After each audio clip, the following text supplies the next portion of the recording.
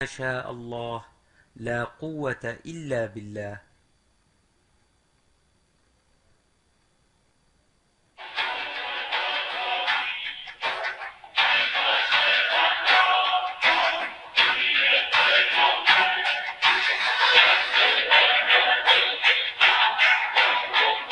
یہ ہے کہ اب پوری دنیا میں جب ممالک کی تقسیم ہو گئی اور آپ سب انٹرنیشنل لا کے تحت یو این او کے حصہ بن گئے، تو اب ایک ملک کو رائٹ نہیں ہے کہ اب دوسرے ملک کے معاملے میں آپ جا کر مداخلت کریں۔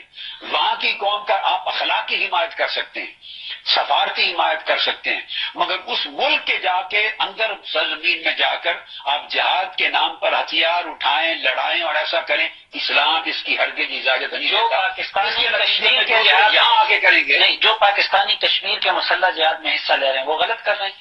میں نہیں سمجھتا کہ پاکستانی لوگ دوسرے ملک کی سرزمین میں جا کر وہاں مسلح جہاد کریں، اسلام اس کی اجازت نہیں دیتا۔ میں اسلام کا ایک طالب علم ہوں۔ تھوڑی دیر پہلے آپ نے فرمایا کہ ایک ہو مسلم حرم کی پاسبانی کے لیے نیل کے ساحل سے لے کر تا بخا کے کاشغر، اور ابھی آپ فرما رہے ہیں کہ نہیں، ایک مسلمان دوسرے مسلمان کے ملک میں، اب افغانستان کے دکھ کو میں کیوں اپنا نہ سمجھوں، کشمیر کے دکھ کو میں اپنا نہ سمجھوں، پھر آپ کہتے ہیں ہر ملک الگ ملک ہے۔ میں دیکھیے اس کے لیے بھی ایک ہو مسلم حرم کی پاسبانی کے لیے نیل کے ساحل سے لے کر تا بخا کے کاشغر، اس کا مفہوم اور جس بھی رسول پاک صلی اللہ علیہ وسلم نے اپنی سنت سے دیا ہے۔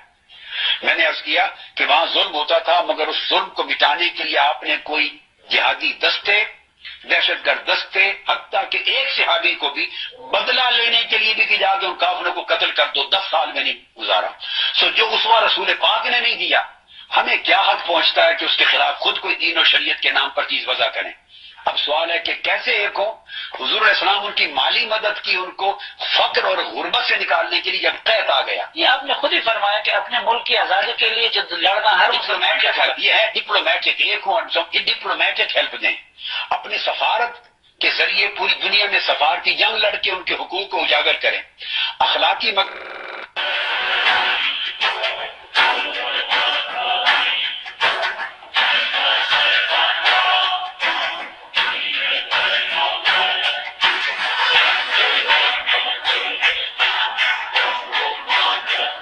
ما شاء الله